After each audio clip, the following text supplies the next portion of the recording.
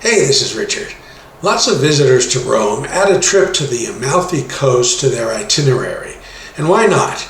There are lots of tour operators who will take you there, either alone or in a group. But if you don't want to deal with a tour, it's easy to plan a trip yourself. Between the train and the ferry, you can leave Rome in the morning, tour a town or two on the Amalfi Coast, and be back in Rome in time for a late dinner. That's what my wife and I did recently, and here's my report. The Amalfi Coast occupies a peninsula that juts into the Tyrrhenian Sea, marking the southern edge of the Gulf of Naples. The coastline features limestone cliffs that rise steeply from emerald waters. There are two major stops on the coast, Amalfi and Positano. Both stops showcase tile-roofed buildings with pastel-colored walls and narrow streets lined with lots of places to shop and eat at. Numerous trains run every day between Rome and Salerno, the city that serves as the gateway to the Amalfi Coast. Travel times range from an hour and a half to more than 2 hours. If you're an early riser, there's a 7:30 departure from Rome's Termini station that will put you in Salerno at 9 a.m. The Frecce Argento 8863 is a more appealing option for later risers, as it leaves Rome at 8:58 in the morning and arrives in Salerno at 10:30 for a travel time of just over 90 minutes.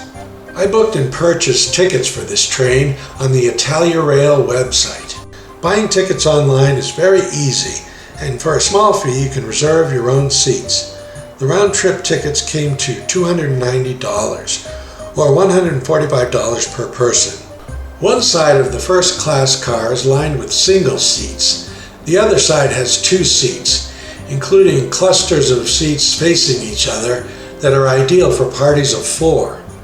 We got seats 15A and 16A, seats that face each other on the right side of the train. The ticket gets you free snacks, juice, water, and a little shot of coffee if you want. The train from Rome to Salerno was my least favorite of the train trips I took in Italy. It certainly wasn't a bad experience by any means, just a bit too noisy. Every seat in the car was occupied, and many people were talking on their cell phones. The highlight of the trip was the view of Mount Vesuvius, the massive volcano outside of Naples that can be seen from the right side of the car. After about 90 minutes, the train disgorged us at Salerno station into a busy area that's very close to the water. We followed the crowd south, and in 10 minutes we arrived at the dock to pick up the ferry. Like the train tickets, the ferry tickets are very easy to order online. I booked through the Travelmar website. We got seats on the 11:40 departure with a 12:20 arrival in Amalfi.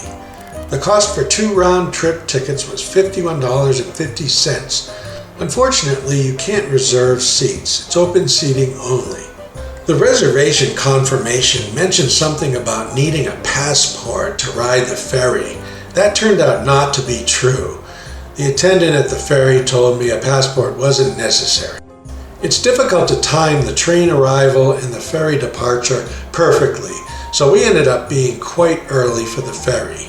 There's a restaurant on the dock that serves food and drinks, including cocktails.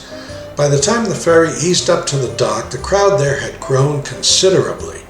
We weren't sure where to wait, and so when the ferry came in, we ended up near the end of the line with no chance of getting a seat on top. So we got a window seat inside. By then the weather was getting worse, with the wind coming up and clouds closing in. The water was quite choppy, and for about 5 seconds I thought I might get seasick, but that feeling passed. Nevertheless, the cabin was hot and stuffy. We were on the right side and had good views of the coastline, albeit through dirty windows. We passed a bluff of land and then cruised into Amalfi about 40 minutes after leaving Salerno. Most everybody who got off went straight into town. We were hungry, so I looked up restaurants on my phone and found a place located to the west, in the opposite direction of where the crowds were headed. The restaurant, located in the lobby of the Hotel La Bussola, was a pleasant surprise. We were the only people in there and got a seat by the window looking out on the water. We both got fresh sea bream, salads, dessert, and coffee. The bill came to 70 euros. So what do you do in Amalfi? Well, despite its beach resort feel, it actually has a long and storied history, including a stretch as the maritime capital of the Duchy of Amalfi between the 9th and 13th centuries. Much of this history is evident in the Duomo, the remarkable cathedral set behind a long flight of stairs overlooking a plaza. Plan to spend at least an hour there touring the beautiful cloister and the lavishly decorated central nave of the cathedral. After that, you shop, you eat, you sample limoncello and pistachio liqueur and sorbet and chocolates. It's a great place to pick up gifts for your family and friends. Toward the end of the afternoon, it started to rain, which was our cue to head back to the dock and wait for the ferry. There we encountered another long line, we had another ride in steerage, and we got to the train station in plenty of time for our 5:53 departure to Rome. The train ride back was a little different from the ride down. For starters, we were on a better train, the Frecciarossa 9592.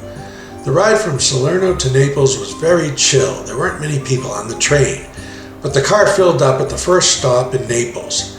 This time, the left side of the train provided a view of the volcano. We got back to Rome's Termini station just before 8, whereupon we encountered a very long line at the taxi stand. This is a common problem when you travel by train. A full train empties out and the taxi line quickly becomes formidable. However, we stumbled upon a much less busy taxi stand on the north side of the terminal. My recommendation is to save yourself some time and go directly to that taxi line on the north side of the terminal. The final cost for this excursion, not counting gifts and souvenirs, was about $340, plus another $75 or so for lunch. Is it worth it? For my wife, the answer is a resounding yes. She really enjoyed the scenery and the shopping. For me, it seemed like a lot of traveling just to spend a few hours in Amalfi. But the journey was interesting, the views were unforgettable, and the trip left me with a greater appreciation for the beauty and history of this stretch of coast. If you go, my advice is to study up on your history, sketch out an itinerary, and consider staying overnight. That way you won't feel so rushed. You'll be able to have dinner there and soak up the vibe of the place without having to worry about getting back to the ferry. But I would probably avoid the high season unless I had a big yacht waiting for me offshore. Hope this helps. Thanks for watching.